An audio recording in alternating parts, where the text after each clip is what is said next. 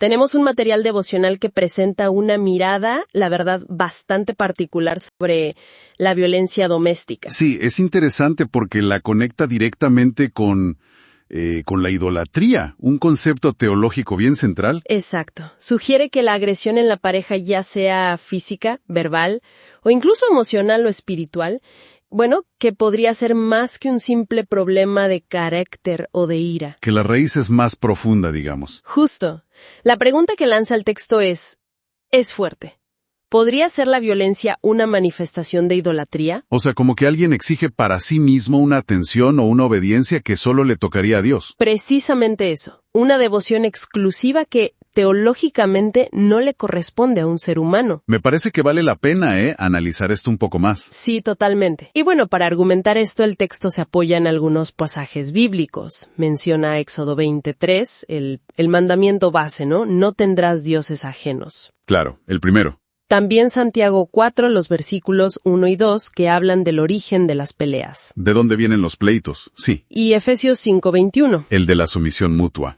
Esos son los pilares, digamos, de su argumento. Exacto. Y a partir de ahí, el análisis que propone la fuente es que el problema de fondo no sería tanto la falta de autocontrol. Que es lo que uno pensaría primero, ¿no? Claro. Sino más bien un egocentrismo muy radical.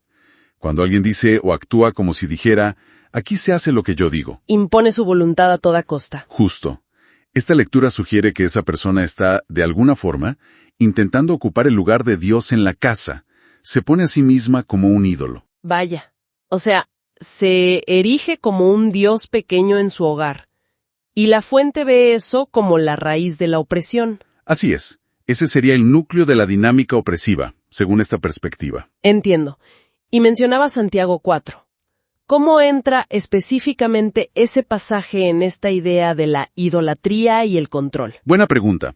Santiago se pregunta de dónde vienen las guerras y pleitos, y dice que de nuestras pasiones, de deseos egoístas que no se satisfacen. Ajá. Bueno, pues la fuente aplica esto diciendo que cuando alguien no consigue lo que exige, ese control, esa atención total, esa obediencia casi ciega del otro. Esa frustración de su deseo que la fuente llama idólatra. Exacto. Esa frustración puede explotar, puede salir como ira, como abuso.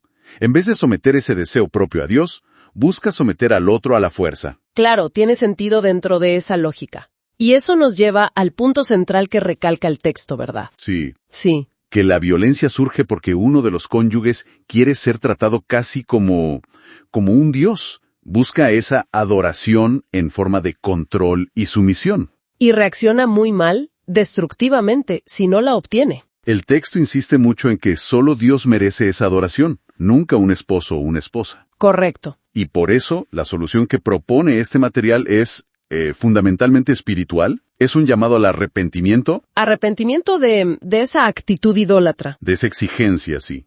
Dejar de pedir para uno mismo esa posición y esa devoción que solo le corresponden a Dios, según esta teología. ¿Y propone reemplazar esa dinámica violenta con qué? Con la sumisión mutua de Efesios 5:21. Que es un concepto que a veces genera confusión. ¿Cómo lo interpreta la fuente aquí? Sí, es importante.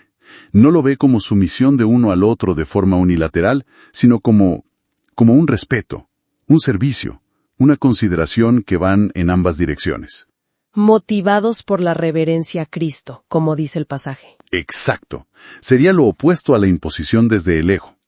La idea es cambiar orgullo por humildad, y esa autoidolatría por adoración verdadera, dirigida solo a Dios. Entiendo. Si Cristo es el centro, argumenta la fuente, entonces lo natural es el servicio mutuo, no la violencia. Ese es el planteamiento. Entonces, para resumir la perspectiva tan específica de este material, la violencia doméstica no es solo una mala conducta, sino que se ve como síntoma de un problema espiritual muy, muy profundo. Una forma de idolatría. Sí, donde se le exige a un ser humano una lealtad, una obediencia, una devoción, que esta visión reserva únicamente para Dios. Precisamente. Y por eso el material no se queda solo en el análisis, sino que invita a la introspección. A mirarse uno mismo. Sí, a que cada quien examine su corazón, sus relaciones.